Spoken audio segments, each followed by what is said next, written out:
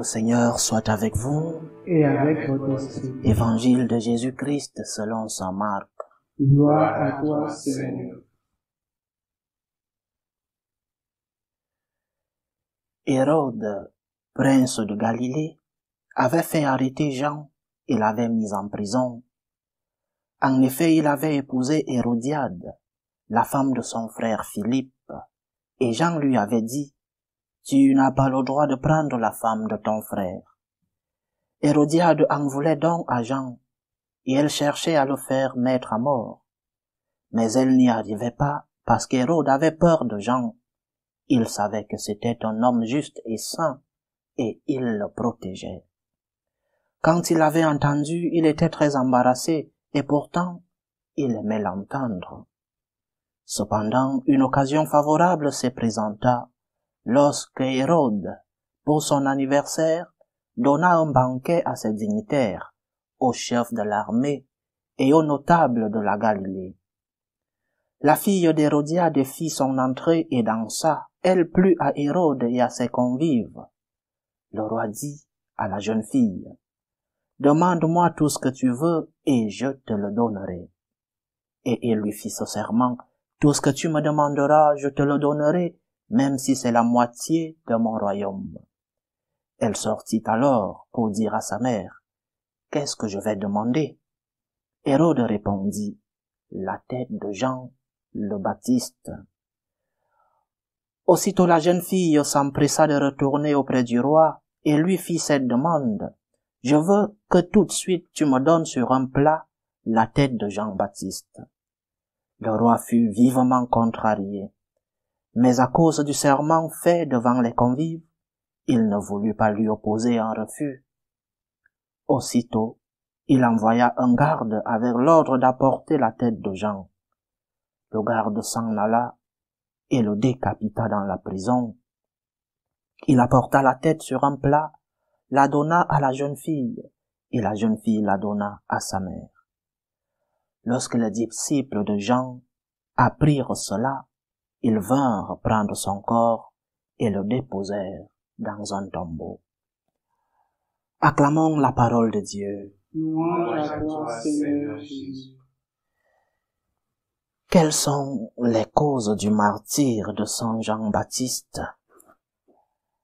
Les reproches de Jésus de Jean-Baptiste envers Hérode qui s'était marié avec la femme de son frère Philippe, comme nous le rappelle l'évangile d'aujourd'hui, et sa femme Hérodiade, qui ne comprenait pas ses reproches, a donc voulu la tête du saint Saint Jean-Baptiste, et profitant de la faiblesse d'Hérode devant ses convives, elle a obtenu ce qu'elle voulait.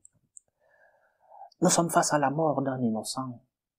Beaucoup d'innocents sont morts dans l'histoire de l'humanité et dans l'histoire de notre Église. Mais nous sommes face à la mort d'un innocent qui a donné sa vie pour défendre deux grands principes, deux grandes vertus. Le premier principe, la première vertu, la justice. Et la deuxième vertu, la famille, la défense de la famille. Nous sommes devant quelqu'un qui a défendu la famille, qui a défendu la vérité sur la famille, mais pas une vérité dictée par les hommes. Parce que dans cette culture juive, dans cette religion, le divorce était permis. La loi permettait le divorce. Non seulement la loi religieuse, mais la loi au civil aussi. Donc, qu'Hérode se marie d'Hérodiade, et s'il était divorcé de sa première femme, ce n'était pas un problème dans cette société. Non. Mais ce que Jean-Baptiste défend, c'est la vérité de Dieu sur la famille. Qu'est-ce que Dieu veut de la famille? Parce que parfois, les lois civiles, les lois humaines sont parfois contre la loi de Dieu. Nous pouvons en citer plusieurs de notre époque. Beaucoup de pays ont approuvé la loi de l'avortement. Un exemple, beaucoup de pays ont approuvé la loi sur les mariages homosexuels. Des lois approuvées dans les parlements, c'est-à-dire légales, et des lois pratiquées par les hommes de notre époque. Mais que dit Dieu? C'est ce qui doit attirer notre attention, chers frères et sœurs. Parce que parfois, ce qui est légal n'est pas toujours moral. Le divorce, à l'époque de Jésus, c'était quelque chose de normal, approuvé non seulement par la culture, mais aussi par cette religion qui avait besoin de purification. Et donc, dire à un homme qu'il ne pouvait pas épouser la femme, même si c'était la femme de son frère, c'était aller contre cette culture et contre cette religion. Mais ce que Jean-Baptiste vient rappeler, c'est la vérité de Dieu sur la famille. Qu'est-ce que Dieu dit de la famille? Quel est le regard de Dieu dans le mariage et dans la famille? Et c'est le premier enseignement, chers frères et sœurs, que nous devons avoir. Tout ce qui est légal n'est pas toujours moral. Il y a des lois légales qui sont contre la justice, contre la dignité de l'homme. Je parlais de la loi sur l'avortement, la loi sur l'homosexualité, la loi sur l'euthanasie, des lois contre la dignité de l'homme, mais des lois approuvées et pratiquées par beaucoup dans notre société. Mais la vérité de Dieu est autre. Lorsque nous sommes devant un dilemme, lorsque nous recherchons la vérité, ce qui doit être au-dessus de toutes les lois, c'est la loi de Dieu. Les hommes pourront te dire ceci. Des parlements pourront approuver certaines lois. Mais qu'est-ce que dit Dieu? C'est la question que nous devons nous poser devant certaines lois approuvées dans nos parlements, devant certaines lois pratiquées par beaucoup dans notre société. Quel est le regard de Dieu? Quelle est la vérité de Dieu sur cette loi qui est approuvée? Et nous avons la lumière de la révélation. Qu'est-ce que Dieu dit de la famille? C'est ce qui doit être au-dessus de toutes les lois. Les hommes pourront dire, sur un papier, sur un document d'un parlement, l'avortement est un droit, c'est permis. Mais qu'est-ce que dit Dieu? Tu ne tueras point. Les hommes pourront dire, l'homosexualité, le mariage des homosexuels, c'est un droit. Qu'est-ce que dit Dieu? L'homme quittera son père et la mère, l'homme et la femme feront une famille. Les hommes pourront dire que le divorce est un droit. Qu'est-ce que dit Dieu? C'est ce qui doit guider nos pas.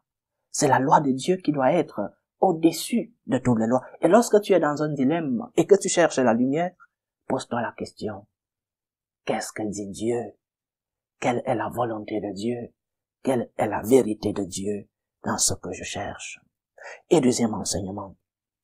Dieu est famille, chers frères et sœurs. C'est pourquoi il nous a créés à son image et à sa ressemblance.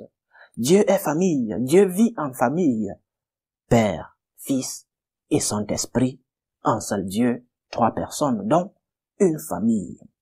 Et s'il a créé l'homme à son image et à sa ressemblance, ça veut dire que l'homme doit vivre en famille. Il n'y a pas de vrai homme sans famille. Il n'y a pas de véritable félicité, bonheur, si l'homme n'épouse pas et n'accepte pas de défendre la famille voulue par Dieu, je reviens, la famille voulue par Dieu lui-même. Il est donc important pour nous, non seulement de protéger nos familles, mais aussi de les défendre. Lorsque le diable veut attaquer l'humanité, il passe par la famille. Lorsque le diable veut attaquer l'homme, il passe par la famille. Et nous le voyons, c'est si clair de le voir de nos jours. Quelles sont les familles qui vivent encore vraiment la volonté de Dieu, la vérité de Dieu sur la famille? Défendons nos familles, la famille voulue par Dieu. Défendons nos familles, protégeons-les, prenons soin des nôtres, mais aussi enseignons la volonté de Dieu, la vérité de Dieu dans les familles. La famille est notre niche écologique. La famille est le lieu où nous trouvons notre bonheur, où nous trouvons notre sainteté et où Dieu vient pour nous sauver. Dieu a voulu naître dans une famille pour montrer à l'homme que son bonheur, que sa félicité et que son salut passe par une famille. Une famille comme vérité de Dieu. Une famille selon la volonté du Seigneur. Je ne dirai pas plus parce que certains, lorsque je parle des familles, m'attaquent partout. Je ne dirai pas plus, mais nous savons tous ce que Dieu veut de la famille. Nous savons tous la vérité de Dieu sur la famille. Parfois c'est difficile. Parfois chacun aura ses faiblesses, ses péchés. Oui. Mais nous demandons la grâce au Seigneur de pouvoir protéger, de pouvoir défendre la réalité de la famille, la vérité de la famille voulue par notre Seigneur. Les règles des hommes, les lois approuvées dans les parlements ne sont pas toujours la volonté de Dieu. Ce qui doit être au-dessus, ce qui doit être la primauté dans la pratique des lois dans nos vies, c'est qu'est-ce que Dieu veut. Et je pourrais aller en contre de ce que les hommes disent, parce que je suis un enfant de Dieu, parce que je veux vivre ce que le Seigneur veut. Et dans ce cas, je veux défendre la famille selon la vérité, selon la volonté de mon Seigneur. Prions pour nos familles, pour qu'elles se maintiennent unies dans la vérité divine, unies dans l'amour de Dieu. La famille est notre niche écologique. La famille est où nous trouvons notre bonheur. Prenons soin de nos familles. Luttons pour que règne la paix, les réconciliations, parce qu'il y a toujours des désaccords entre nous. Luttons pour que nos familles vivent dans l'amour de notre Dieu et mettons en pratique la volonté de Dieu pour nos familles. Que Saint Jean-Baptiste intercède pour nous. Loué soit Jésus-Christ. Amen.